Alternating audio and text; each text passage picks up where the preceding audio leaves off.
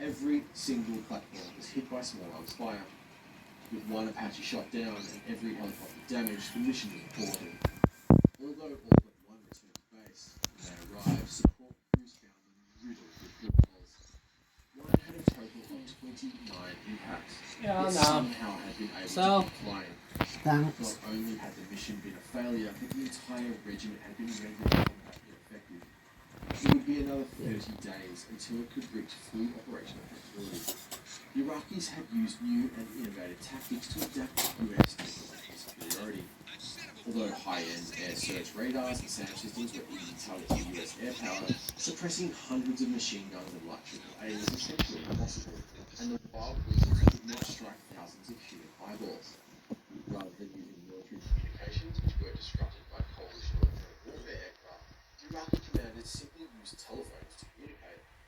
Their defensive forces were simply told that if they saw the lights turn on and off, to begin firing, putting up a wall of lead through which helicopters would have to fly.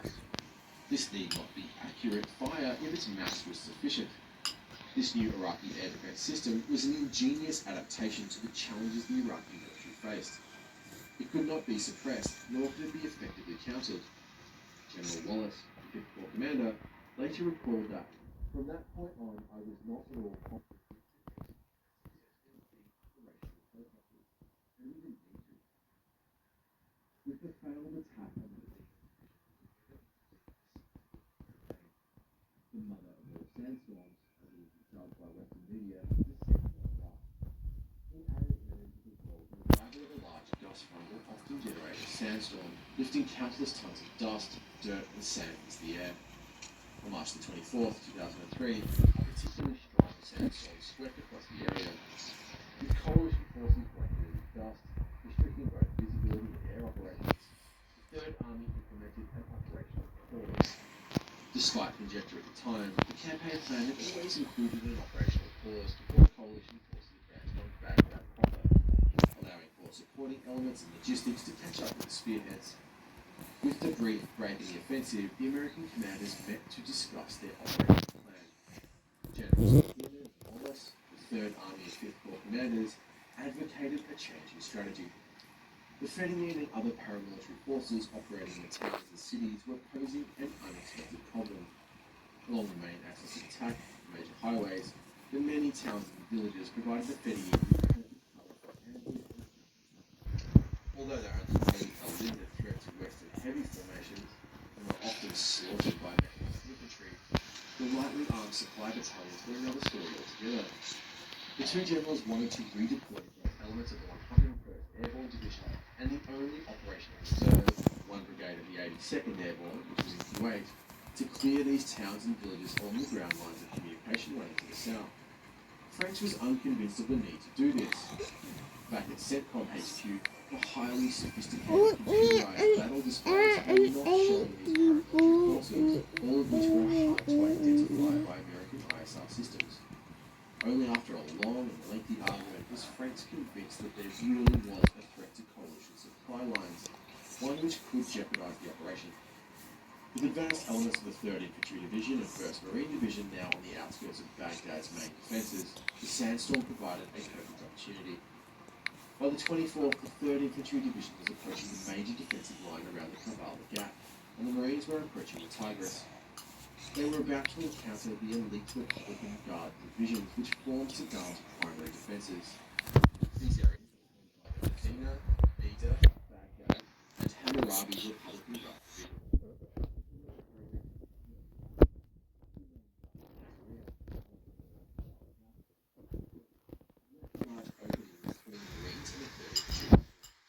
This was now becoming somewhat of a Fedayeen stronghold, and McKinnon wanted this area to be secure before advancing on Baghdad.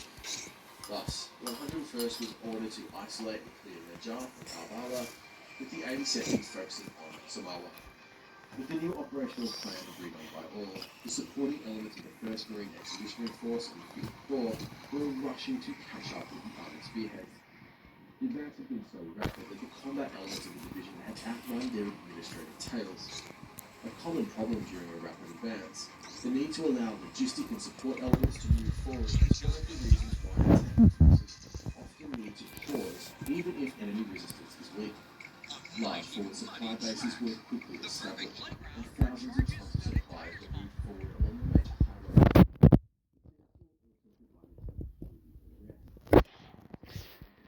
Vehicles may be able to advance a single-day straight, but human beings cannot, and most of the fighting men and women have been operating on very little sleep for almost a week. They would need their strength for the decisive battle.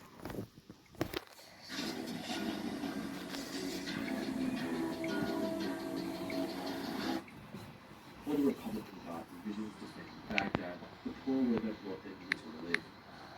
Coalition air forces may have been unable to conduct low-level attacks, but the sandstorm was no obstacle to higher altitude operations. In fact, it proved to be a target-rich environment for the Allied enemy. With the coalition forces now approaching Baghdad's main defensive ring, the Iraqis deployed the bulk of the Republican Guard divisions to positions to the south and east of the city. Unlike the encounters with the paramilitary forces, this was the kind of enemy that the coalition's vast ISR capability was optimized to engage. Back at Coalition Air Component Command, General Mosley watched E-8 Joint Stars radar imagery that showed a clear line of armor pouring out of Baghdad, moving to the new defensive positions around the city. Platforms like this gave coalition commanders an informational advantage that the Iraqis could only dream of. Compounding this problem was the fact that, unlike the First Gulf War, coalition aircraft were now able to strike through dust, sand, and cloud. American tactical fighters were now widely employing satellite-guided bombs, Joint Direct Attack Munition, or JDAM. Unlike the laser-guided bomb, the JDAM uses a GPS signal combined with an inertial navigation system to guide itself to its target. When combined with an aircraft's synthetic aperture radar mode, which allows the FCR to take radar images of the ground, coalition fighters were able to hit stationary targets, such as tanks that were in a hull-down fighting position, through the sandstorm. In the end, by the time they encountered the major ground forces, many Republican Guard battalions were already shattered by the impact of Allied air power. As the American generals debated their campaign plan, similar discussions were ongoing with Baghdad. Despite the deep penetrations made by coalition ground forces, Iraqi command was actually pleased with the outcome of the first week of fighting. Allied setbacks at Basra and Nasiriyah had given Saddam the impression that coalition forces would hesitate to enter the major cities, especially Baghdad, for fear of sustaining casualties. The high fighting spirit of the regime had also inflated Saddam's estimation of Iraqi military's capability. Despite these apparently promising signs, the upper Iraqi command echelon had a confused operational picture that led them to completely misjudge coalition dispositions and intentions. Saddam was convinced that he was being attacked along three major axes: the way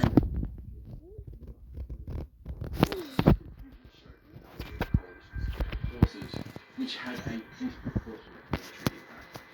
Because of the widespread destruction of western Iraq, Saddam concluded that a conventional military force was operating there, confirming his prior beliefs about Allied strategy. He also believed that the drive on course by the Marines was the primary threat to Baghdad. The coalition's main effort, the 3rd Infantry Division, was considered a tertiary operation. Thus, for some unexplained reason, Saddam's son, Hussein, denied Republican Guard requests to destroy a main Euphrates bridge leading into the Karbala Gap, a move that would have slowed the Fifth Corps' advance substantially. As the operational pause came to its close, Baghdad's southern forces were not substantially strengthened, with significant formations still operating to its north and west.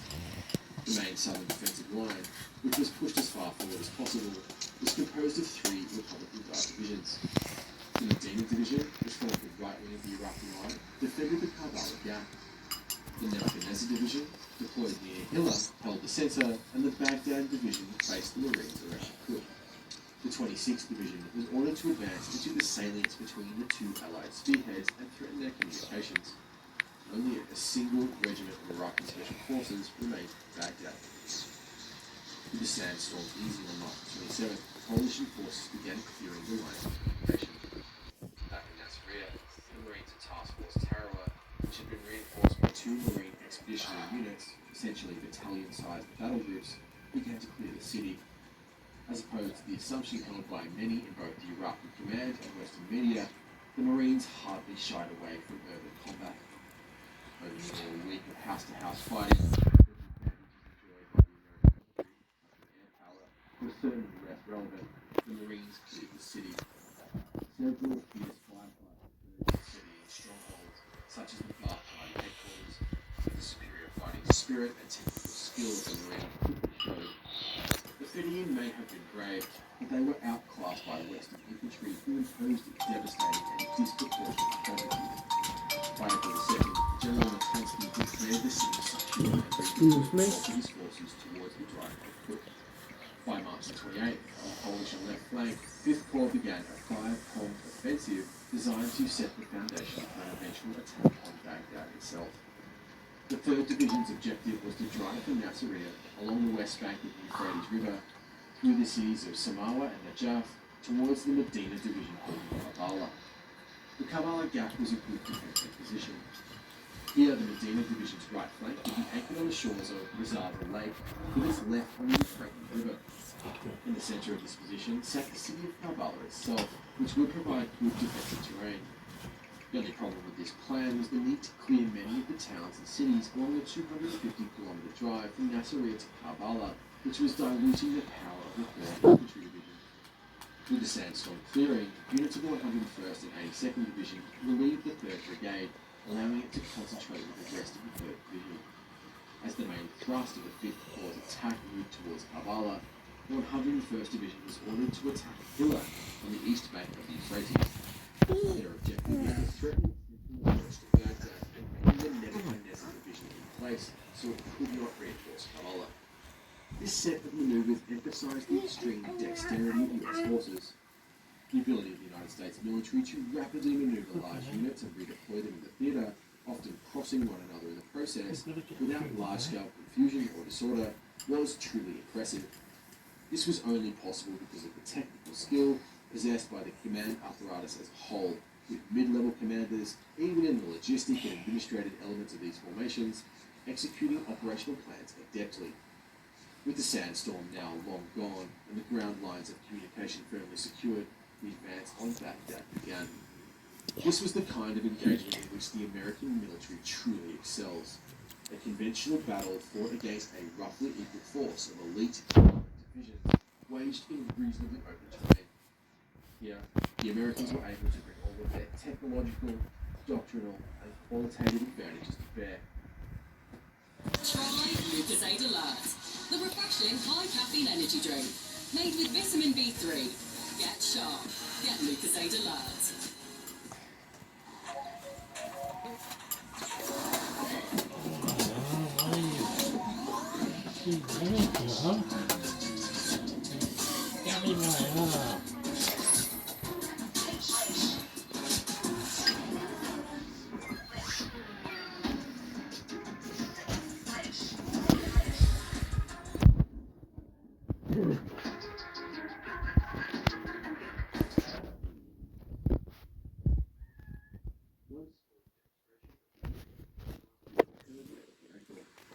As the 1st Marine Division advanced towards Baghdad on foot, its lead elements made contact with the Baghdad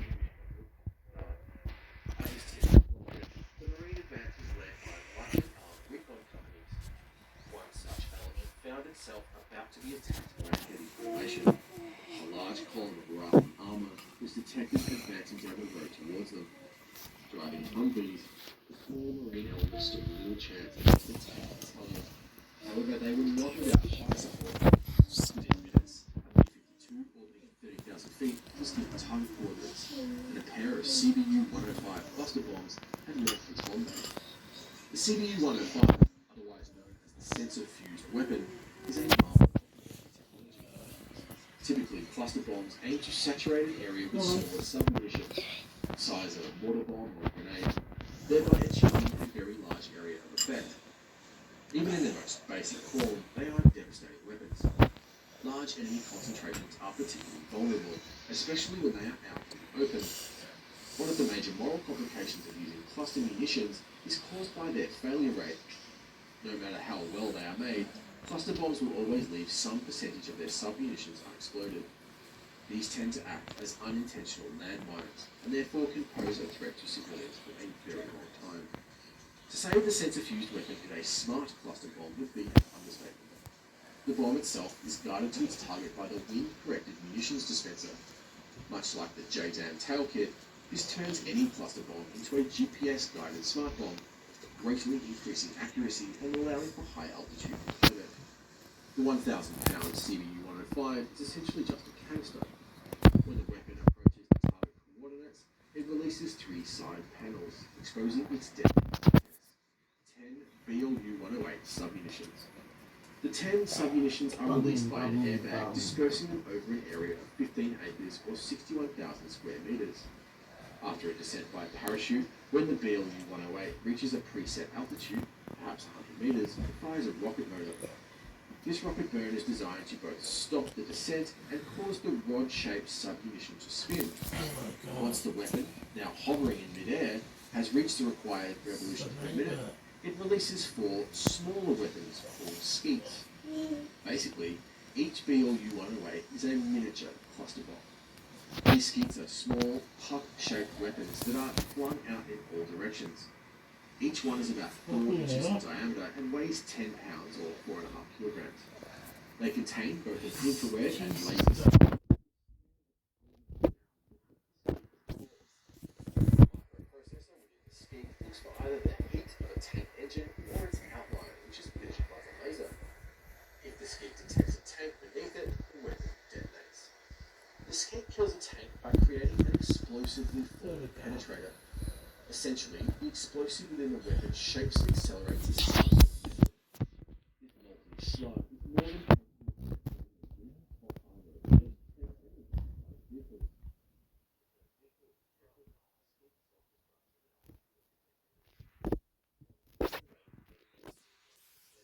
alleviating most of the persistent risk to civilians. In essence, the GPS-guided sensor-fused weapon is really a dispenser. Fire and forget and cancel. Just one can decimate a whole battalion. Needless to say, this is a devastatingly effective weapon. When the front of the armored column was advancing on the Marines, or the Kut was decimated by the effects of 2 CBU-105s, the rest of the formation simply left their vehicles and surrendered to the lightly armed Marines, despite heavily outnumbered. The United States military deployed weapons of this sophistication in 2003. That is the kind of technology produced by the second offset strategy. It was not only in the area of air power generally that the United States had an overwhelming technological advantage. One of the greatest breakthroughs delivered by the second offset strategy was in battle space management. The combination of digital battle networks, pervasive ISR, and computerized command and control gave American force commanders an unprecedented view of the battle space. Imaging satellites provided daily photo reconnaissance over the entire country, revealing large-scale force movements. Orbiting over Kuwait, the RC-135 Rivet Joint Electronic Surveillance Aircraft swept up the torrent of electromagnetic information generated by an army in the field, including voice communication, data links, geolocating radars and surface-to-air missile sites, and even fixing enemy headquarters. Alongside them was the E-8 Joint Surveillance Target Radar System, or Joint STARS. Essentially an AWACS aircraft that points to the ground rather than the air, the Joint STARS APY-7 radar could track the movements of vehicles over a footprint that is larger than 25,000 square kilometers.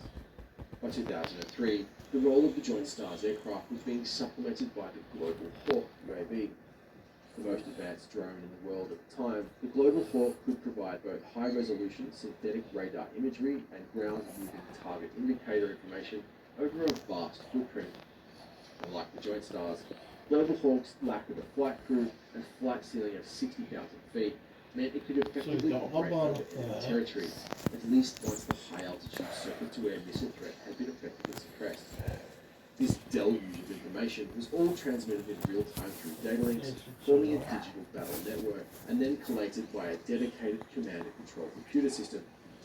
US generals at CENTCOM were able to view this real-time information fused and synthesized on simple digital displays. For them, the war was ever a computer game. The Iraqi commanders, on the other hand, had to rely on paper maps, which were often updated by reports transmitted over the civilian phone network. It was as if one century was at war with its predecessor. It would be both unfair and inaccurate to simply attribute US conventional supremacy over the Iraqi military to a technological lead alone. Very clearly, across the organisation as a whole, the American and British armies were qualitatively superior to the Iraqi. The individual fighting men were far better trained, better equipped, had a higher morale and fighting spirit. Generally speaking, in much of the tough urban fighting where Western technological dominance mattered much less, coalition infantry consistently outfought the Iraqi military. The Fedayeen Saddam may have been fanatically brave, but when they engaged coalition infantry battalions, as opposed to support elements, they typically suffered a bloody defeat. Prone to making basic tactical mistakes, they simply lacked the technical skill to engage coalition forces on equal terms. Coalition leadership, from the small units of the division, showed a level of professionalism and skill that was simply far superior to their opponents. This included critical supporting elements, such as logistics and administration, which allowed the divisions to maneuver with a speed and dexterity with which the Iraqi military simply could not cope. Western doctrine was also better. The effective combination of the three arms, the integration of supporting fires, especially air power, and the application of basic tactical principles were excellent across the organisation as a whole.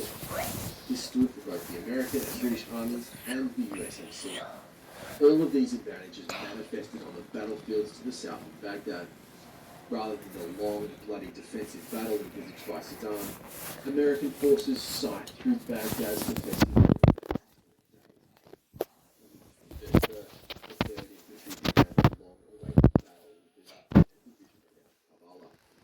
At the beginning of the war, the Kavala Gap had been held by two Republican divisions. However, the bulk of the Desert Division had been redeployed to the north of Baghdad, hoping to thwart the non-existent threat from Turkey.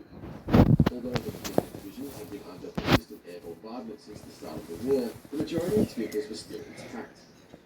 Learning from Desert Storm, the Iraqis would build a defensive line, complete with hull-bound fighting positions and decoys, and then disperse their vehicles around the towns, parking them under palm trees and next to mosques. This proved to be quite effective. Although any movement was drawn back from air attacks, if Iraqi units could remain dispersed, they were spared from the worst attacks of Allied air power. The coalition air commander had estimated that 80% of the Medina division's vehicles had been destroyed, and when the battle began, the 3rd Infantry encountered hundreds of tanks and armoured fighting vehicles. Rather than attacking Kabbalah from the south, the 3rd Infantry executed a large-scale flank attack. Exploiting a gap between Iraqi divisions, US armoured columns drove up Highway 8, bypassing the majority of the Medina division around Kabbalah. Again, the speed of US forces caught the Iraqis by surprise. Before Central Command had even realised the attack was underway, US forces had broken through, capturing the town of Musayeb and its all-important bridge over 40 kilometres from the outskirts of Baghdad itself. Just to the north of Musayeb is a vital road junction called Objective Saints, where highways 1 and 8 meet. Objective Saints is the key to the southern approach to Baghdad, dominating the two main ground lines of communication for southern Iraq. Leading the attack on Objective Saints was a tank platoon of the 3rd Squadron, 7th Cavalry. At its very head, the lead tank from the lead company in the lead brigade was commanded by Sergeant First Class Pyle. As Pyle drove down the highway, his tank was engaged by groups of startled Iraqi infantry. Engaging these small groups of men with his coaxial machine gun, the fighting was so fierce that within minutes, Pyle's Abrams had run out of coaxial ammunition. Ordering the tank to advance, Pyle manned the machine gun man on the outside. The tank was raked with fire, suffering several and the weapon twice, including being shot in the arm. Nonetheless, he continued to man the weapon until it ran out of 50 caliber ammunition. Eventually, the Abrams sustained an RPG hit in an external auxiliary power unit, causing a fire on the back of the tank. Now out of all machine gun ammunition, Pyle re-entered the tank and ordered it to drive on, engaging dismounted infantry with his main gun. Despite being told to pull over, he continued to lead the attack. Kyle's Abrams, now on fire, is rolling onto objective safe still at the end of the column. His 120mm main gun, barking out deadly responses to the RPG teams that try to destroy it. The news of the Americans had taken an established retribution over the Euphrates shocked the Iraqis into action. Their main defensive line had essentially been breached without a major battle. The whole had to be plugged. On the night of the 2nd of April, the Iraqis decided to try the luck. Oh, The God. 22nd Armored Brigades assembled for a massed armoured attack on the American fleet. The attack was well executed, with the Iraqis able to achieve a formidable concentration of armour. Despite its mass, the assault was savaged by the American defenders. As the Iraqi T-72s approached, they were decimated by accurate tank fire. Attacking at night may well have been a hindrance rather than an aid, considering the American advantage in night vision systems. The closely packed tanks were prime targets for MLRS artillery fire, which raked the formation with hundreds of M77 submissions. Lieutenant General Rad al-Hassani, who personally led the attack, remembered the impact of the American rocket artillery fire. A fierce battle took place. The enemy used enormous firepower. It looked like napalm. Rocket launchers would fire groups of rockets, about 12 rockets each, that would explode in the air, burning 100 faces on its way into flames. Within minutes, every single Iraqi tank had been destroyed by artillery, anti-tank missile, and 120mm main gun fire. The 3rd Infantry Division did not sustain a single casualty during the attack. Dozens of destroyed vehicles littered the outskirts of Mossul, and not one was American. With objective sites secured, most of the forces defending the Iraqi capital had effectively been bypassed. The road to Baghdad lay wide open. Seizing Saddam International Airport was a logical next step. Coalition forces would need a forward logistics base, and the ability to use the airport would be critical. The airport would be some of the Iraqi forces special guard, reinforced by special forces. These heavy formations received the best equipment available and were well trained and motivated. The attack began on the evening of the 3rd of April. Oh, The you 1st Brigade did that conducted a first. combined attack. Tanks, infantry fighting vehicles, dismounted Really? infantry under the cover of artillery. By 11 p.m. they had breached the alley wall. The fighting within the airport was some of the most intense throughout the whole conventional phase of the war. The defenders had dug a series of trenches, tunnels, and fighting positions, the effectiveness of which was only amplified by the large open spaces and clear fields of fire. Clearing these features would take 2 days and require the aid of a Special Forces detachment. Here the Iraqis fought tenaciously. On the morning of the 4th of April, they conducted a fierce counterattack. Members of the 11th Engineer Battalion, who were busy constructing a holding area for prisoners, were nearly swamped by a force of over 100 Iraqi infantry. Under withering fire, the detachment was nearly overrun. It was only saved by the actions of Sergeant First Class Paul R. Smith, who entered a damaged Bradley IFV and manned its heavy machine gun. Sergeant Smith followed a to save the company, breaking up the attack with 50 caliber fire until he was killed.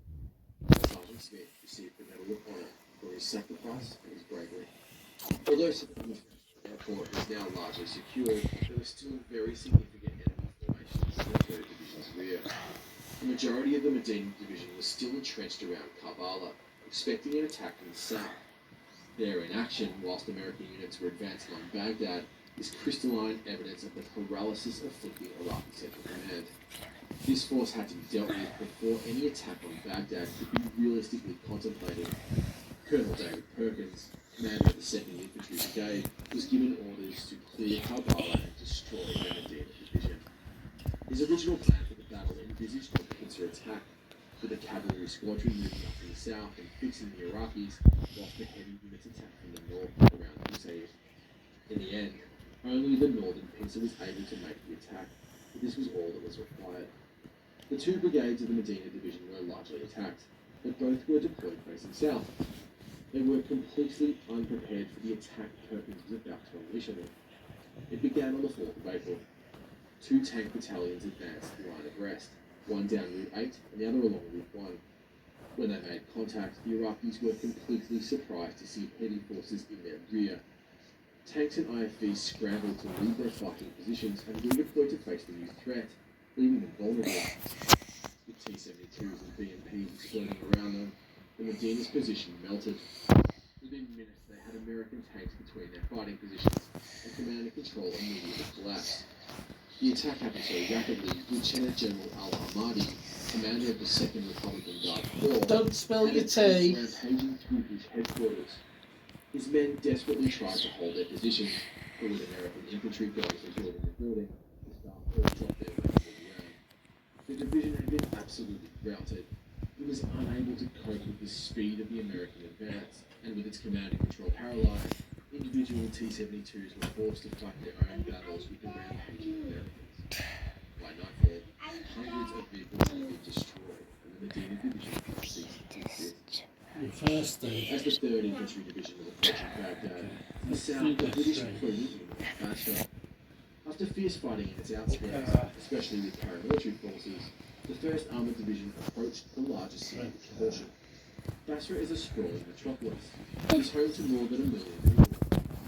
Here, the British hoped to have far more support from the local Shia population, but were concerned about the prospect of heavy urban combat in a densely populated area. Instead, the British decided to lay siege to Basra. By the 23rd, 6 days after the beginning of the war, the 1st Armoured Division had completely isolated the city, with elements dominating all of the major approaches. But for 3 weeks, the British forces simply waited.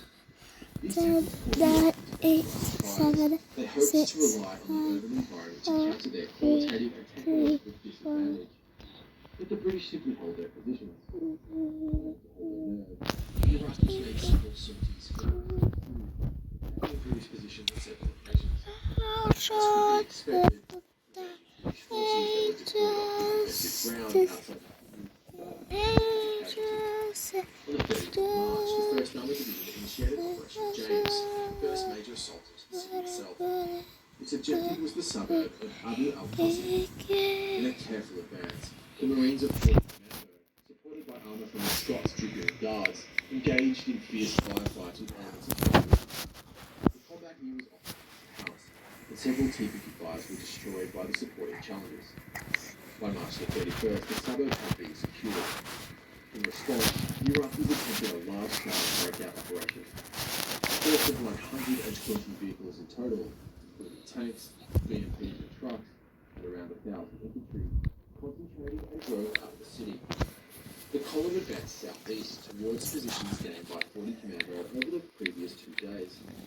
As occurred all throughout the war, any time Iraqi armour attempted to move, it attracted the attention of coalition air power. The formation was savaged by US Navy F-A-18 Hornets and Royal Air Force Harriers, which struck the column with laser-guided bombs and cluster munitions. Reeling from these airstrikes, the armoured column dispersed into marshy ground, which had since been rain over the previous day. After the mud, the T-55s were easy prey for the challenges of the 7th Armoured Brigade. Within 48 hours, the whole force had been destroyed. This was the largest British tank battle since the Second World War. The main concept behind the siege of Basra was to bring about the collapse of the Iraqi forces defending the city, rather than simply destroying it. This would both reduce British casualties and limit the amount of collateral damage to the city and its civilian population. This objective was achieved by both the isolation of the city and smashing down raids. Typically conducted at night, British forces, would enter the city, striking known 38 concentrations and command posts, and then retreat to their starting positions.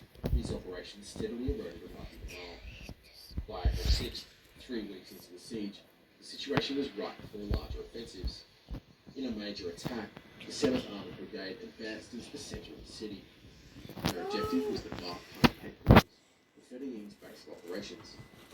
In an intense urban battle, dismounted mechanized infantry assaulted a well-constructed defensive complex of bunkers, pillboxes, and fortified houses. The area of 3 British soldiers a force of 300 Fedayeen made a final stand with College infantry.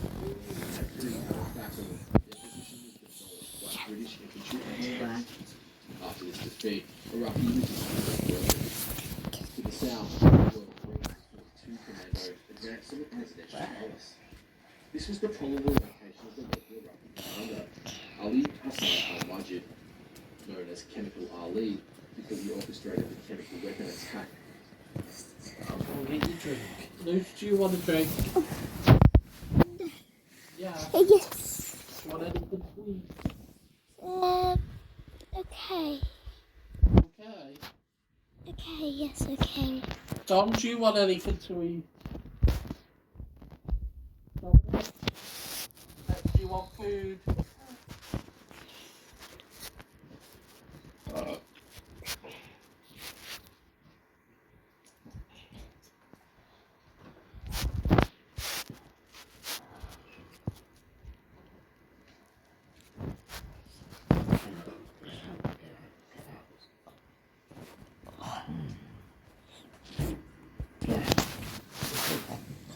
Oh no. Trying to get me tablet sounds.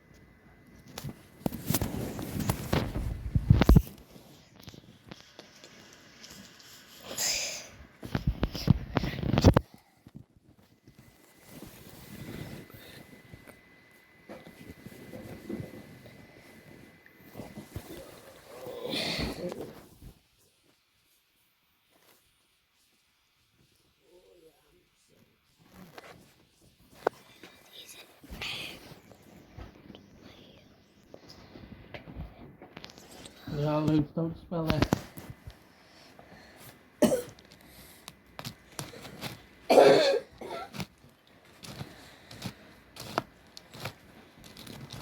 He's drunk though. Yeah.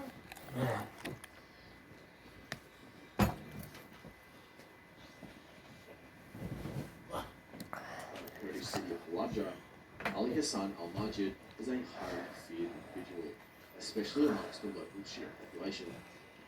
As the Royal Marines advanced from the south, the presidential palace was hit with an airstrike. This proved to be the breaking point. With Chemical Ali believed to be dead and mechanized forces in control of the major Ba'athist facilities, Iraqi military resistance collapsed. By the evening of April 7th, the British military was in complete control of Basra. British tactics had been careful and cautious, but highly effective. Although certainly some Iraqi civilians had been killed in the fighting, Basra had been taken with relatively little damage inflicted on the city itself. A more direct approach could have leveled large areas, especially considering the sheer size of the Iraqi forces. In the end, the battle only cost the British 3 battles. With the British now moving into central Basra, the Americans were in position to strike Saddam's true center of gravity, Baghdad. Much like Basra, taking a major city like Baghdad required a new set of tactics. Engaging the Medina division in a large-scale tank battle was one thing, but trying to use that kind of mass to conquer a city of 7 million people was not only sure to lead to widespread destruction, but reasonably heavy coalition casualties. Clearly, with the forces available to the Third Army, fighting a street-to-street battle throughout the suburbs of Baghdad was simply not a realistic option.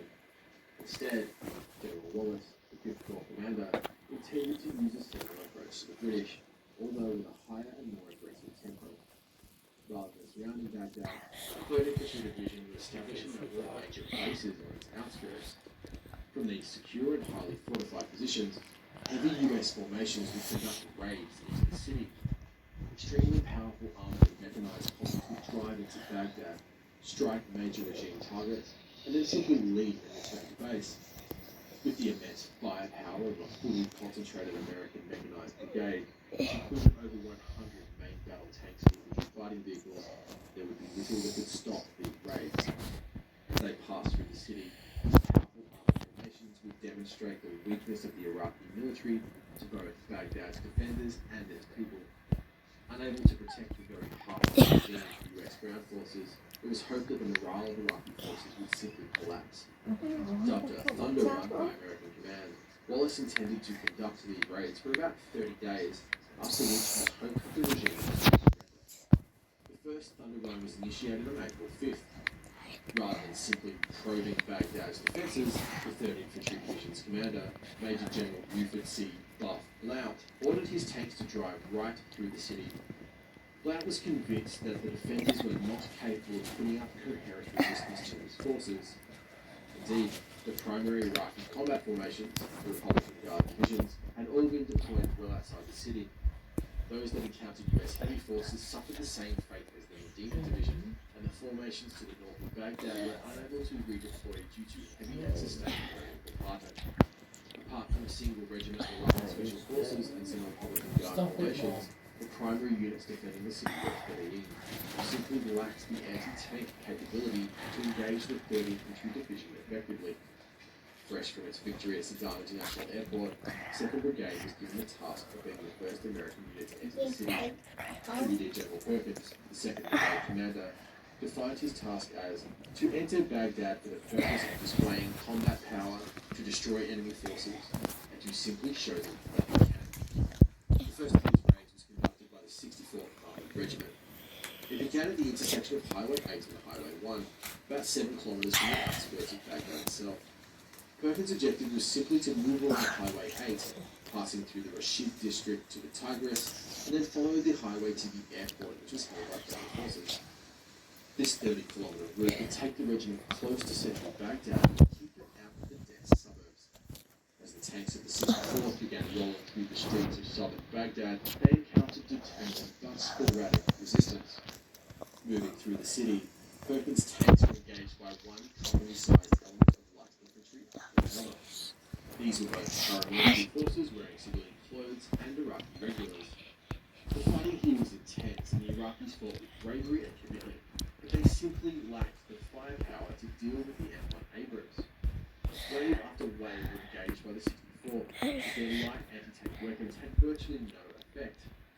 Numerous tanks were hit with RPG-7 rounds, but the Abrams' chop of armour simply shrugged off the Are you ordering music? She's got cereal right there.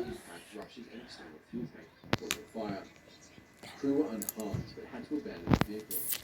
Major Vicky Lucio described the fighting on April 5th as some of the most intense mounted combat in close urban terrain the US Army had seen since World War II. By the